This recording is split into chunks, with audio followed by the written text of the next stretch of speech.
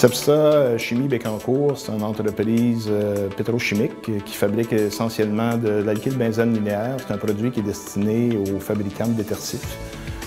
On a 70 employés environ. On présente toujours des cas ici dans des réunions de sécurité, des cas d'accidents ou d'incidents qui est arrivé à l'extérieur, dans d'autres usines. Puis on avait présenté le cas d'une explosion d'une raffinerie au Texas en 2005.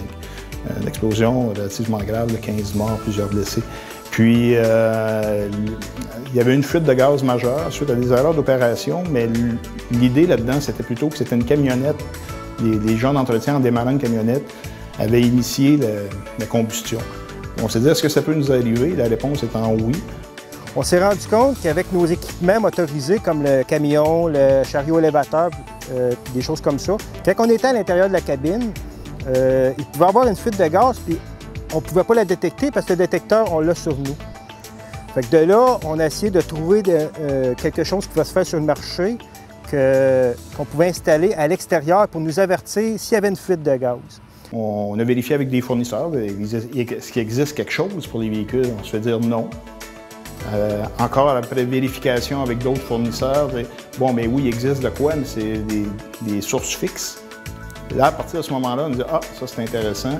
On va vérifier avec notre département ingénierie et entretien, à savoir est-ce qu'on peut prendre ces sources-là, les rendre mobiles, les brancher sur le 12 volts des véhicules. » L'innovation qu'on a mis en place, c'est on a utilisé des détecteurs fixes de limite d'explosivité des gaz. Puis on les a adaptés pour les mettre sur nos véhicules. C'est-à-dire qu'on a modifié les plaquettes de montage, on a vérifié au niveau de l'alimentation électrique chacun des détecteurs. Donc le fonctionnement de l'appareil, c'est si un employé est dans un camion ou dans le chariot élévateur, puis il rentre dans les aires de procédé, puis qu'il y aurait présence de gaz, que ça pourrait être n'importe quelle sorte de gaz, il va avoir une alarme sonore qui va partir, puis il va avoir une alarme visuelle aussi. Ça indique à l'employé, il se passe quelque chose, ça peut être n'importe quoi, arrête le véhicule, quitte la place, puis va demander assistance, c'est parce qu'il y a quelque chose qui ne fonctionne pas. Je crois qu'elle peut être utilisée dans n'importe quel type d'industrie qui a les dangers semblables aux nôtres, soit le pétrochimique ou chimique. Ils représentent les mêmes dangers que nous, donc on a besoin d'une détection. Chaque innovation a une raison de vivre. Une raison, c'est la sécurité. La sécurité, c'est tout le monde. Notre plus grande fierté pour l'innovation, c'est vraiment que ça a été fait tout à l'interne.